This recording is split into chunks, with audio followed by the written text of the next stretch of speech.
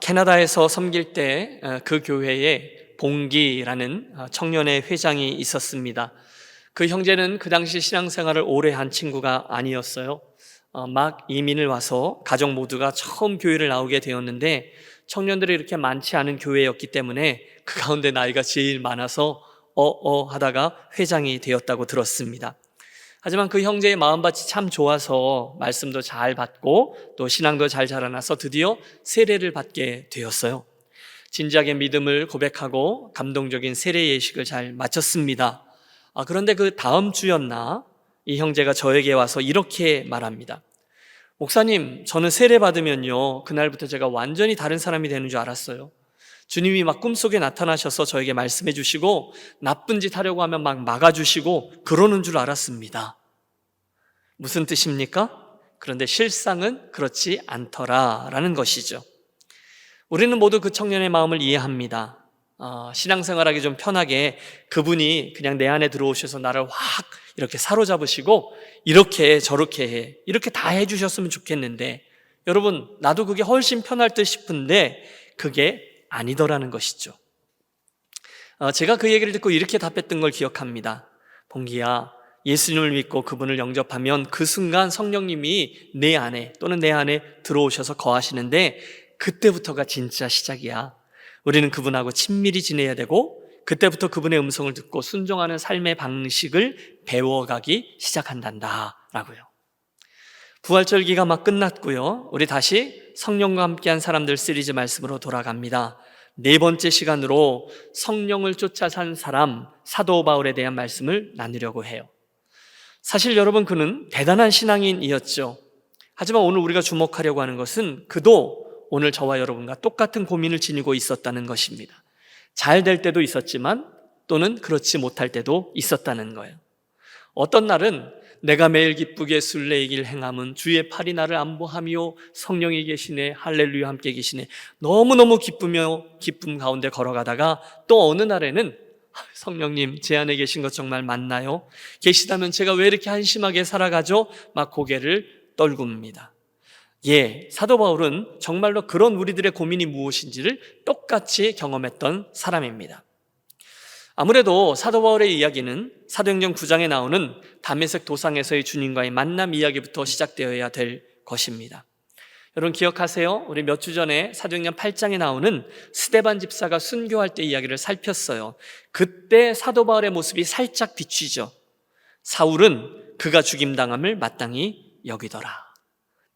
그 사건 이후에 사울은 부쩍 열심을 내서 사명감을 가지고 예수 믿는 이들을 색출하고 감옥에 집어넣습니다. 아니 그는 그걸 하나님을 향한 자기의 충정으로 이해했습니다. 그리고 9장으로 넘어가죠. 사울이 주의 제자들에 대하여 여전히 위협과 살기가 등등하여 대제사장에게 가서 다메섹 여러 회당에 가져갈 공문을 청하니 이는 만일 그 도를 따르는 사람을 만나면 남녀를 막론하고 결박하여 예루살렘으로 잡아오려 함이라. 살기가 등등했던 청년 사울이 그 다메섹에 있는 그리스도인들을 색출하여 잡아들이기 위해 열심히 달려가고 있었습니다. 우리가 잘 아는 스토리죠. 호련히 하늘로부터 강한 빛이 비추었고 그가 땅에 엎드러졌을 때 하늘로부터 주님의 음성이 들려왔습니다. 사울아 사울아 내가 어찌하여 나를 박해하느냐. 여러분 주님께서는 당신의 교회 당신의 사람들을 박해하는 그의 행동을 곧 주님 당신을 박해하는 행위라고 말씀하셨습니다. 당연하죠. 교회는 당신의 몸이니까요. 어리둥절한 사울이 간신히 대답합니다. 주여 누구시니까? 이르시되 나는 내가 박해하는 예수라. 뭐라고요? 여러분 정말 엄청난 일이 벌어졌습니다.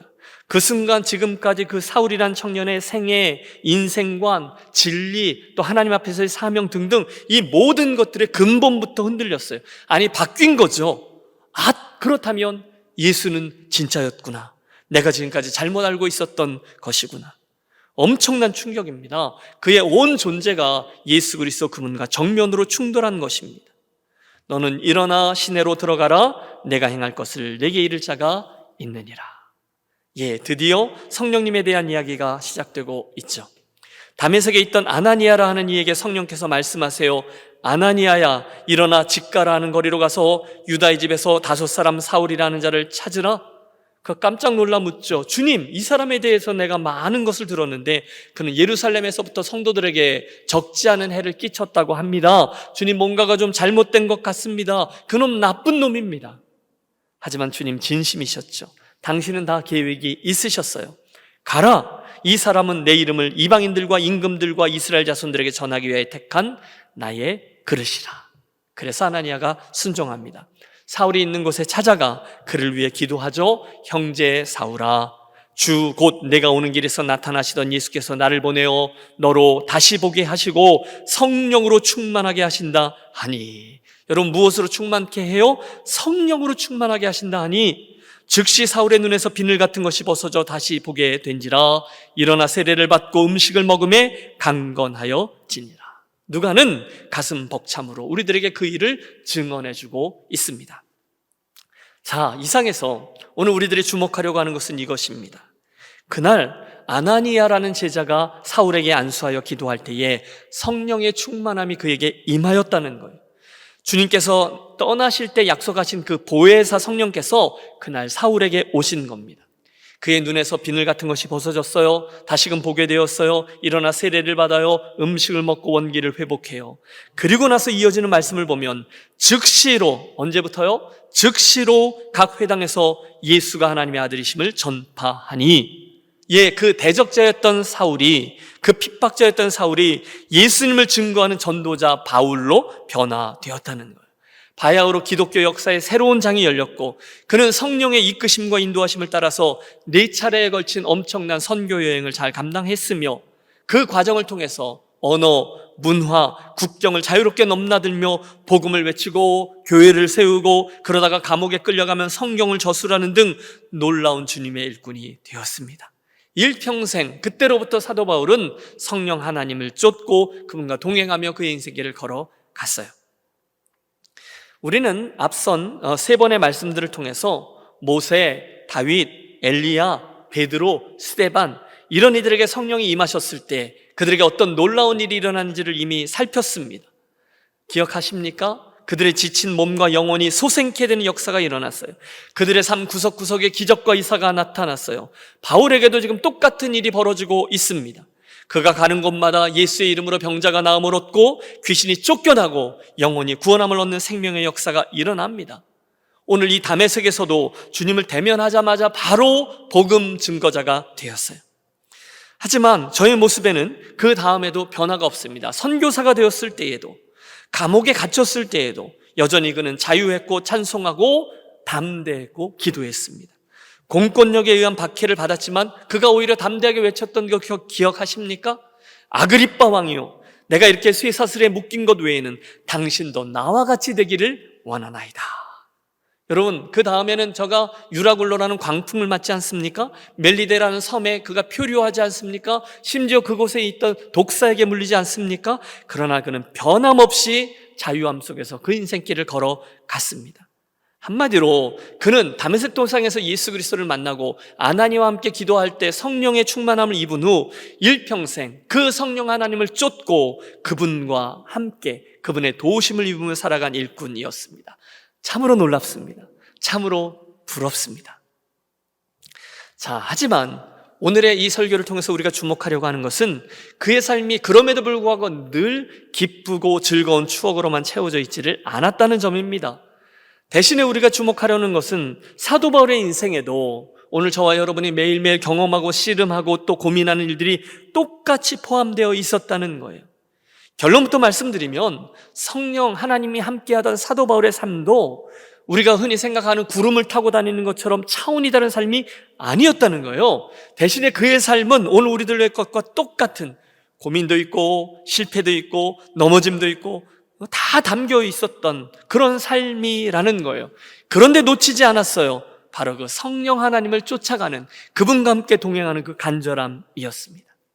저는 그 이야기를 할 때 오늘 로마서 8장을 선한 도구로 가져왔어요. 왜냐하면 그 모습이 가장 극명히 드러난 곳이 오늘 8장의 말씀이기 때문입니다. 대부분의 신학자들은 성경 속에서 사도 바울이 쓴 이 로마서의 말씀을 성경 중의 성경이라고 이야기합니다. 우리 모든 기독교 신앙과 핵심이 바로 그 안에 들어있어요. 여러분, 실제로 스펜서라는 신학자는 이런 재미있는 표현을 썼어요. 성경 전체를 하나의 반지로 비유하면 로마서는 이 반지의 맨 앞에 있는 부분이고, 특히 로마서 8장은 맨 앞에 달려있는 반짝이는 보석이라고까지 이야기합니다. 또 다른 학자는 이런 예를 들어요. 하나님의 말씀은 영원하지만 만약에 불의의 사고로 이 하나님의 말씀이 다 불타 없어진다 할지라도 우리들에게 이 로마서 8장만 있으면 우리는 그 말씀을 붙잡고 구원을 얻을 수 있다라고 말입니다. 그만큼 성경 중에는 로마서 중에는 로마서 8장의 말씀이 귀하고 또 귀하다라는 말씀입니다. 여러분, 로마서를 펼쳐보세요. 1장부터 3장까지 보면 우리는 정말로 가능성 없는 죄인들에 대한 사도 바울의 이야기를 듣습니다. 모든 사람이 죄인이라는 거예요. 너도 죄인, 너도 죄인. 너는 더 나을 것 같지라고 말하지만 너도 똑같은 죄인이라는 거예요. 그런 죄인들이 3장부터 5장까지 저 유명한 이신칭의의 진리, 즉 그런 죄인들이 믿음으로 말미암아 하나님 앞에 의롭다 하심을 얻는 그 진리를 설명합니다. 그리고 이어진 6장과 7장에서 의롭다함을 얻은 우리들, 하지만 사도 바울의 고민이죠. 실제적인 고민이 하나 등장합니다. 그것은 그렇게 구원함을 받았다면 이제 우리는 당연히 하나님이 너무너무 기뻐하시고 기대하시는 삶을 살아야 하는데, 우리의 현실, 즉 우리 안에 있는 성령과 죄, 이 두 가지의 갈등 때문에 우리는 모두 심각한 내적인 전쟁을 치르고 있다라는 말씀입니다. 저는 로마서를 읽을 때마다 특별히 위로가 되는 게 그 부분이에요. 사도 바울이요, 지금 그 싸움에서 자기도 예외는 아니다라고 고백하고 있어요. 자기 또한 정말로 하나님이 기뻐하시는 삶이요, 성령 하나님을 따르는 그런 삶만을 살고 싶은데 실상은 육체의 소욕을 쫓아가고 죄를 쫓아가고, 그래서 또 넘어지고 원치 아니하는 그 모습으로 인해서 너무너무 괴롭다는 거예요. 그래서 저가 절규하고 있지 않습니까? 오호라, 나는 곤고한 사람이로다. 이 사망의 몸에서 누가 나를 건져내랴. 로마서 7장입니다. 아마 이 자리에 계신 저와 여러분 모두는 늘 이 로마서 7장을 나의 이야기로 읽게 될 것입니다. 저도 공감해요. 저도 똑같은 고민이 있어요. 그러나 여러분, 만약에 로마서가 이 7장으로 맞춰졌다면 저와 여러분은 영영 모든 것을 포기하고 성령님을 쫓아가는 삶이라는 것을 생각도 못 해봤을 거예요. 포기할 거예요. 그런데 우리는 다행히 로마서 8장을 본문으로 붙든 거죠. 우리와 똑같은 출발점, 우리와 똑같은 씨름을 하고 있었던 사도 바울이 그런 가운데서도 어떻게 성령님을 쫓아 살아가고 어떻게 승리할 수 있는 것인지를 우리들에게 가르쳐주고 있습니다. 자, 그 점을 주목하려고 해요. 여러분, 예수 믿는 게 생각처럼 그렇게 간단하지가 않잖아요. 우리는 선하지 않아요. 우리는 결단코 강하지도 않아요. 따라서 잘 안 됩니다. 우리 속에 있는 그 죄성이 자꾸만 우리로 하여금 육신의 욕망을 쫓도록 만듭니다. 하지만 그럼에도 불구하고 우리가 어떻게 성령 하나님을 쫓아 살아갈 수 있겠느냐? 어떻게 승리할 수 있겠느냐? 아니, 그날 사도 바울은 어떻게 했느냐라는 점이 오늘 우리가 본 설교를 통해서 바울로부터 배우려고 하는 점입니다. 오늘 저는 세 가지를 묵상하려고 하는데요.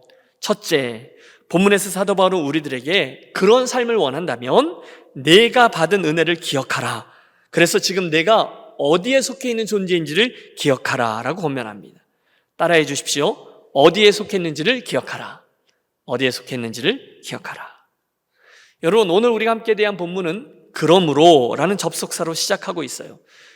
특별히 로마서는요, 이 접속사가 굉장히 중요합니다. 여기도 마찬가지예요. 그러므로 무슨 뜻입니까? 앞에 있는 뭔가가 있는 거죠. 이 모든 것들을 다 종합해본 결과, 그러므로 이제 그리스도 예수 안에 있는 자에게는 결코 정죄함이 없나니 이는 그리스도 예수 안에 있는 생명의 성령의 법이 죄와 사망의 법에서 너를 해방하였음이라. 무슨 뜻입니까? 그러므로 성령을 쫓아 살아가기를 원하느냐?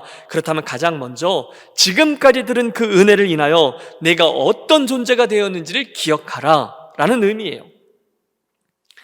오늘의 본문을 통해서 바울은 우리의 삶을 좌우하는 두 가지 법을 이야기합니다. 여러분, 로마서의 유명한 주제죠. 하나는 생명의 성령의 법이고 또 하나는 죄와 사망의 법입니다. 이는 그리스도 예수 안에 있는 생명의 성령의 법이 죄와 사망의 법에서 너를 해방하였음이라. 하나님은 우리가 예수 안에 있는 생명의 성령의 법으로 죄와 사망의 법에 있던 그 존재를 구원해냈다라는 말씀이죠. 여러분, 우리는 경험적으로 알아요. 우리 안에는 여전히 이 두 가지 마음이 공존하고 있다는 것을 말입니다. 때마다 우리 안에 있는 이 죄와 사망의 법이 우리를 공격해와요. 죄를 지으면 지을수록 그 죄와 율법이 우리를 두렵게 하고 우리를 정죄하고 우리를 낙심케 하고 끌어내립니다. 너 죄인이지. 너 또 그 죄 지었지. 넌 안 돼. 넌 가능성 없어. 이것이 무엇입니까? 죄와 사망의 법이에요. 그런데 사도 바울이 외치고 있어요. 그런데 예수를 믿을 때 한순간 우리는 존재 자체가 죄와 사망의 법에서 생명의 법으로, 생명의 성령의 법으로 이렇게 바뀌게 되었다는 거예요. 들어가게 되었다는 거예요. 여러분, 누가복음 15장에 보면 저 유명한 탕자의 비유가 나오지 않습니까? 아버지의 유산 중에 자신의 몫을 가지고 가서 허랑방탕하여 탕진하고 돌아온 그 아들에게 아버지는 옷을 다시 입히고 금 가락지를 끼우고 잔치를 벌여줍니다. 큰아들이 불평하지 않아요? 아니, 나는 이제껏 아버지 옆에서 열심히 일했는데 저 녀석은 실컷 돌아다니다가 이제 돌아왔는데, 아니, 아버지의 재산을 지켜낸 나는 국물도 없고 오히려 저 녀석을 위해서는 잔치를 벌여주십니까? 씩씩댑니다. 우리 이 이야기 많이 다루었어요. 큰아들의 영성은 율법 아래에 있는 것입니다. 죄와 사망의 법. 너는 죄인이니까 아버지 집에 다시금 돌아올 자격이 없어. 너는 더 이상 내 동생이 아니야. 하지만 아버지가 붙들고 있는 법은 좀 다르죠. 얘야, 내 동생은 죽었다가 다시 살아난 것이 아니냐. 생명의 성령의 법입니다. 사랑하는 여러분, 저는 바로 이 지점이 로마서 7장, 사도 바울이 죄된 자리에서 절망하다가 로마서 8장으로 넘어오면서 기쁨의 탄성을 지른 그 지점임을 주목합니다. 제가 그 오래전에 그 스데반이 순교하던 그 자리에 있었잖아요. 그 모습을 보면서 야, 저놈은 죽어 마땅해라고 생각했던 그런 악한 마음, 그런 자기의 죄, 자기의 실수만 생각했다면 그는 오호라 나는 곤고한 사람이로다. 로마서 7장에 머무르고야 말 것입니다. 그러나 그 순간에 그가 집중한 것은 예수님이 행해 주신 십자가의 공로로 인해 그 자신이 더 이상 죄와 사망의 법이 아니라 생명의 성령의 법 아래에 있다는 것을 깨달은 거예요. 예수를 믿은 후에 자기의 존재가 그리로 바뀌어 거기에 속하게 된 것을 기억했다는 거예요. 그게 저가 성령님을 쫓아 행할 수 있는 첫 번째 비결이었다는 거죠. 함께 기억하겠습니다. 저와 여러분 또한 이미 생명의 성령의 법 아래에 있는 하나님의 자녀인 줄로 믿습니다. 오늘 말씀이 그 얘기예요. 그러므로 이제 그리스도 예수 안에 있는 자에게는 결코 정죄함이 없나니, 딴 것 때문이 아니에요. 이는 그리스도 예수 안에 있는 생명의 성령의 법이 죄와 사망의 법에서 너를 해방하였음이니라. 믿습니까? 우리가 갈망하는 이 성령을 쫓는 삶은 가장 먼저 내가 그 죄와 사망의 법에서 해방되어 생명의 성령의 법 아래 속한 사람이라는 것을 기억하는 것입니다. 이 첫 번째 비결이에요. 두 번째, 사도 바울이 로마서 8장에서 가르쳐주는 성령을 쫓아 살아가는 삶의 비결은 성령께서 하신 일을 기억하는 것입니다. 이것도 해볼까요? 성령께서 하신 일을 기억하라. 성령께서 하신 일을 기억하라. 1절, 2절을 보셨는데요. 3절부터의 말씀은 성령께서 우리를 위하여 무엇을 행해 주셨고 지금 무엇을 행하고 계신지, 그 결과 우리에게 어떤 놀라운 일이 벌어지고 있는지에 관한 것입니다. 두 가지를 말하고 있어요. 첫 번째는 성령이 우리를 죄와 사망의 법에서 해방했다라는 사실이고, 둘째는 그 성령이 오늘 우리로 거룩한 삶을 살아가도록 인도하고 계시다라는 이야기입니다. 먼저 3절 보시죠. 율법이 육신으로 말미암아 연약하여 할 수 없던 그것을 하나님은 하시나니. 여러분, 이건 저 앞에 있는 7장의 말씀을 이해하셔야 합니다. 왜 그렇게 괴로워했습니까? 오호라 나는 곤고한 사람이로다. 왜요? 자기를 정죄하는 그 율법 때문이죠. 자기가 너무너무 부족한 모습을 드러내주고 있는 거예요. 잘 안 돼요. 우리는 거룩해지기 위해서, 주님이 기뻐하시는 성결한 삶을 살기 위해서, 그 율법을 지켜내기 위해서 애를 쓰며 살아가지만 여러분, 잘 되던가요? 중간중간에 좀 되는 것 같다가도 다시금 넘어지고, 부패성, 영향력, 죄 때문에 우리는 자꾸만 실패하고 또 그걸 반복해 넘어지고, 그래서 결국 거룩한 삶을 살 수 없습니다. 여러분, 솔직히 우리가 하나를 지키면 2개를 범하고 2개를 지키면 10개를 범하고 그런 존재가 아닙니까? 그런데 사도 바울도 그러하였다는 거예요. 오호라 나는 곤고한 사람이로다. 가능성이 없다는 거죠. 누가 이 사망의 몸에서 나를 건져내랴. 바로 그 절망의 순간에 그분께서 우리를 위하여 다른 방도를 찾아내신 거죠. 우리 함께 3절의 말씀을 지켜봐 주십시오. 곧 죄로 말미암아 자기 아들을 죄 있는 육신의 모양으로 보내어 육신의 죄를 정하사. 여러분, 그 죄와 율법의 자리로 하나님께서 우리들의 가능성 없음을 아시고는 우리로 하여금 그 구원을 얻을 수 있는 방법, 예수 그리스도 독생자를 성령으로 잉태케 하셔서 이 땅에 보내주셨고 십자가의 길을 가게 하셨다는 거예요. 그리고 그 십자가에서 우리 지난 주간에 우리가 함께 대했던 말씀이죠. 우리의 죄 문제를 해결하기 위하여 그분이 화목제물이 되셨습니다. 그것을 통해 우리를 죄와 사망의 권세에서 해방시켜 주셨다. 여러분, 우리가 아는 것 같죠? 그 사실을 기억하라는 거예요. 성령을 쫓아 행하려면. 두 번째 기억하라는 게 있습니다. 성령은 우리가 하나님이 원하시는 거룩한 삶을 살 수 있게 도우심으로 우리를 정죄당하지 않게 하신다는 사실도 기억하라는 거예요. 여러분, 4절을 보세요.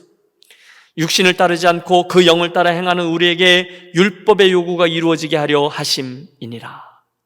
우리가 예수님을 모를 때에는요, 육신의 일에만 골몰했습니다. 그렇죠? 5절의 말씀, 6절의 말씀입니다. 육신을 따르는 자는 육신의 일을, 영을 따르는 자는 영의 일을 생각하나니 육신의 생각은 사망이요 영의 생각은 생명과 평안이니라. 우리가 전에는 그렇게 살았어요. 그러나 예수를 믿고 새 사람이 된 후에는 성령께서 우리에게 도와주셔서 영의 일을 생각할 수 있고 하나님 기뻐하시는 것이 무엇인지, 거룩한 삶이 무엇인지를 생각하고 살 수 있게 해 주셨다는 거예요. 그 일, 성령께서 나를 위해 행해 주신 일을 기억하라. 이게 성령을 쫓아 살아가는 두 번째 비결입니다. 자, 이상의 말씀을 들으신 여러분, 이제 우리들의 관심은 분명해졌습니다. 우리가 어떻게 함으로 성령을 쫓아가는 삶을 살 수 있을까요? 두 가지를 이미 말씀드렸어요. 첫째, 내가 어떤 법에 속해 있는지를 기억하세요. 둘째, 성령께서 나를 위하여 이미 행해 주신 일을 기억하세요. 그리고 나서 세 번째입니다. 따라해 주십시오. 성령을 쫓아 선택하라. 성령을 쫓아 선택하라. 이제는 적극적으로 내가 그렇게 살기 위해서 그것을 선택해 내라는 거예요. 12절과 13절의 말씀을 보세요. 그러므로 형제들아, 우리가 빚진 자로 돼 육신에게 져서 육신대로 살 것이 아니니라. 너희가 육신대로 살면 반드시 죽을 것이로되 영으로서 몸의 행실을 죽이면 살리니. 엄중한 경고의 말씀입니다. 하나님은 저와 여러분을 사랑하세요. 그래서 우리를 구원하셨어요. 이제 우리가 그분 원하시는 대로 성도답게 살아가기를 원하세요. 그런데 그걸 우리가 분명히 알매도 불구하고 그것을 무시하고 이런저런 핑계를 대며 육신을 따라 살아간다면 그분이 이렇게 말씀하세요. 너희가 육신대로 살면 반드시 죽는다라고요. 와, 무섭죠? 여러분, 솔직히 생각해 보세요. 우리가 예수를 모시고 산다, 성령님을 모시고 산다라고 말합니다. 제가 그렇게 물으면 여러분 아마 다 아멘 하실 거예요. 그런데 예배당 밖에만 나가면 원위치 되는 사람들이 있죠. 자기가 뭘 쫓는지 잘 이해가 안 되세요? 그러면 내 입에서 어떤 이야기가 주로 나오는지를 돌이켜보면 됩니다. 여러분, 만나기만 하면 맨날 돈 이야기하는 분이 계세요. 자기 아이들 자랑하는 분도 계세요. 취미 이야기만 하는 분도 계세요. 남 욕하는 이야기 하는 사람도 있어요. 그런데 사실은 문제가 있는 거죠. 그런 이들에게 사도 바울이 경고합니다. 너희가 육신대로 살면 어떻게 돼요? 반드시 죽을 것이로되 대신 어떻게 합니까? 13절, 영으로서 몸의 행실을 죽이면 살리니. 뭐예요? 육신대로 살면 죽으니까 영으로서 살아야 한다는 거예요. 틀림없습니다. 성령의 사람들은 내 안에 두 개의 마음이 싸워요. 여러분, 이쯤 되면 우리는 내가 하고 싶은 거 말고 성령께서 원하시는 것이 무엇인지를 감으로 알 수 있어요. 그때 저들 몸의 행실, 육신의 소욕을 죽이는 사람이 성령의 사람이라는 거죠. 물론 여러분 잘 들어보십시오. 사도 바울이 그런 고백을 했죠. 나는 날마다 죽노라. 여러분, 여기서 죽노라는 날마다 현재형의 죽노랍니다. 그런데 지금 본문에 나오는 죽이면이라는 단어도 현재 동사예요. 우리가 성령의 소욕을 쫓아서 몸의 행실, 육신의 소욕을 죽이면 같은 얘기입니다. 날마다 반복적으로 우리 자신을 복종시키자는 거예요. 여러분, 우리 예수 믿는 이의 삶은 결코 쉽지 않아요. 늘 긴장해야 돼요. 우리가 오늘 이 일에 승리했다고 해서 그 다음 일에 낙관적으로 대할 수 있나요? 그럴 수 없습니다. 사단은 끊임없이 우리들을 공격하거든요. 정신을 차리고 근신하여 깨어 기도하라. 왜 그랬는지 이해가 되는 겁니다. 사도 바울이 나는 날마다 죽노라 고백했는데 왜 그러는지 이해가 되는 겁니다. 매일매일 현재형으로 그 씨름을 하라는 거예요. 오늘 우리는 사도 바울이 경험했고 또 우리들에게 조언하고 있는 성령을 쫓아 사는 삶에 대해서 배우고 있습니다. 맨 처음 우리가 출발할 때 가지고 있었던 질문이 무엇이었습니까? 어떻게 하면 성령을 쫓아 살 수 있느냐라는 것이었죠. 저는 그 결론을, 그 해답을 갈라디아서 5장 16절의 말씀에서 찾습니다. 여러분 화면을 보시고 같이 읽습니다. 내가 이르노니 너희는 성령을 따라 행하라. 그리하면 육체의 욕심을 이루지 아니하리라. 뭡니까? 일부러 성령을 쫓아 행하기로 작정하고 정말로 그렇게 행하라는 거예요. 여러분, 제가 오늘 설교의 서론에서 청년회장 봉기라는 친구 이야기를 했던 것을 기억하시죠? 성령 하나님은 인격이시잖아요. 우리를 돕는 분, 보혜사로 오신 분이세요. 그렇기 때문에 그분은 우리를 강제로 지배하셔서 로봇처럼 조종하시는 분이 아니시라는 거죠. 그렇다면 이 말은 거꾸로 뒤집어 말하면 우리 자신이 그 열쇠를 쥐고 있다는 거예요. 내가 성령을 따라 살 것인가 아니면 육체의 욕심을 따라서 살 것인가 순간순간 선택해야 되는 그 책무 앞에 서 있다는 거죠. 여러분, 제가 갈라디아서 5장 16절의 말씀을 나누었는데요, 거기 나오는 사도 바울이 성령을 따라 행하라 그러면 육체의 욕심을 이루지 아니하리라 하고 말씀할 때 성령을 따라 행하라 또 성령을 쫓아 행하라 라는 말씀에 보면 이게 두 개의 동사로 해석될 수 있어요. 두 개의 동사의 의미를 갖고 있다는 거죠. 하나는 페리파테오라는 단어이고 또 하나는 스토이케오라는 단어입니다. 여러분, 제가 이 골치 아픈 헬라어 단어를 소개하는 이유가 있어요. 이 두 가지 단어를 이해하면 이 본문의 의미가 확 하고 우리에게 다가오기 때문이죠. 우선 성령을 따라 행하라 할 때의 동사는 페리파테오인데 이것은 표본, 기준, 그걸 보고 따라 닮아가는 것을 의미합니다. 그러니까 성령을 따라 행하라 할 때 그분의 의도는요, 우리 스스로 성령께서 인도하시는 삶을 내 삶의 기준으로 삼고 그걸 닮아가기 위해서 애를 쓴다, 이런 의미입니다. 그런데 두 번째, 성령으로 산다 할 때 동사는 스토이케오인데요, 이건 군사 용어예요. 선택이 아니에요. 이건 필수예요. 군인이 상관에게 절대 복종을 해야 되듯이 그 명령을 따라 복종하는 것을 의미합니다. 반드시 그렇게 해야 된다는 거예요. 자, 그러니까 여러분, 오늘 사도 바울이 우리들에게 권하고 있는 성령을 쫓아 사는 삶이라는 것은 이런 뜻이에요. 먼저 우리 스스로 자발적으로 성령의 인도하심 아래로 들어가려고 애를 쓰는 것을 뜻해요. 이해가 되셨죠? 그러나 동시에 그분의 인도하심에 우리가 절대적으로 복종해야 하는 의무 또한 지니고 있다는 거예요. 그 삶을, 성령을 쫓아 행하는 삶은요, 아주 낭만적인 게 아니에요. 자발적으로 그렇게 해야지, 자발적이기도 하지만 또한 의무적이기도 하다는 거예요. 일부러 내가 성령께서 기뻐하시는 것을 선택해야지라고 생각하기도 하지만 동시에 이건 그분이 원하시는 것이니까 의무적으로 해야 하는구나, 이것 두 가지가 포함된다는 거예요. 자발적이에요, 성령을 쫓아 행하는 것이. 그러나 강제적이에요, 성령을 쫓아 행하는 것이요. 혹시 여러분 앙가주망이라는 단어를 들어보신 적이 있으십니까? 프랑스 언어인데요, 앙가주망, 멋있죠? 이게 원래는 구속, 계약 이런 것을 의미하는 프랑스 단어예요. 그런데 철학자 사르트르가 실존적인 의미를 거기에다 더 부여해서 앙가주망의 그 의미가 풍성해졌어요. 그건 뭐냐 하면 인간이 자신의 삶의 의미를 발견하기 위해서는 어떤 것으로부터는 벗어나야 하고 어떤 것에는 스스로를 잡아매야 된다는 거예요. 저는 이 단어가 이 성령을 쫓아 행하라 라는 의미에 굉장히 잘 적용되는 단어라고 생각합니다. 이렇게 한번 설명해 볼까요? 여러분, 제가 우리 유니온 강단에서 주로 시리즈로 설교 사역을 진행하지 않습니까? 그게 왜 그런지 아세요?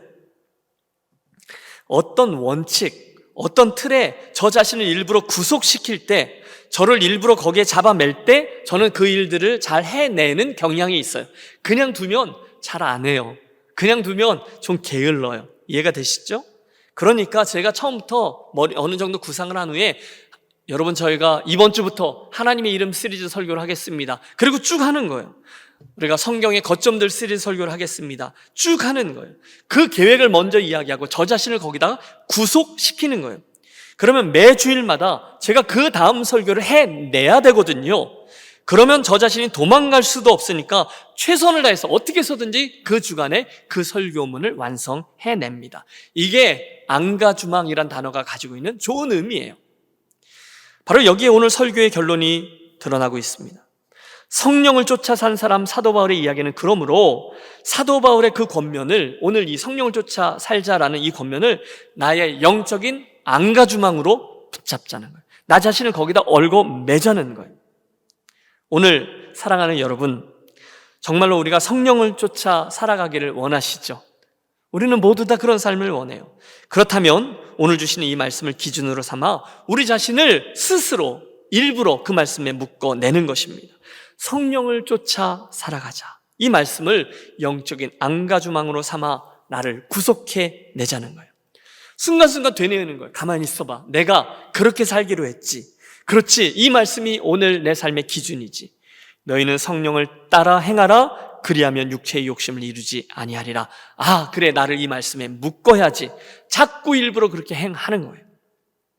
저는 확신합니다. 바로 그때, 즉 우리가 이 말씀대로 살아가리라 일부러 결단하고 의식하고 그렇게 행하기 위해서 애를 쓸 때에 우리를 도우시는 보혜사 성령님이 우리와 함께 해주시고, 원래부터 우리를 떠나지 않는다 약속해 주셨으니까요. 또 지치지 않게 우리를 도와주셔서 결국 우리 안에, 우리의 속사람의 생각이 달라지고 선택이 달라지고 실제로 우리 삶의 모습이 달라져 귀한 성령의 열매를 맺는 그런 삶이 될 줄로 믿습니다. 언제요? 영적인 안가주망을 내가 붙들 때입니다. 바라기는 이 아침에 저와 여러분 모두에게 나를 성령의 소유, 성령이 생각하게 하시는 거기에 반드시 묶어내려고 하는 영적인 안가주망이 분명해져서 매일매일 성령을 쫓아 사는 삶으로 이어지게 되시기를, 그래서 주님의 주목을 받고 주님의 기쁨이 되어진 인생을 살아가게 되시기를 주의 이름으로 축원합니다.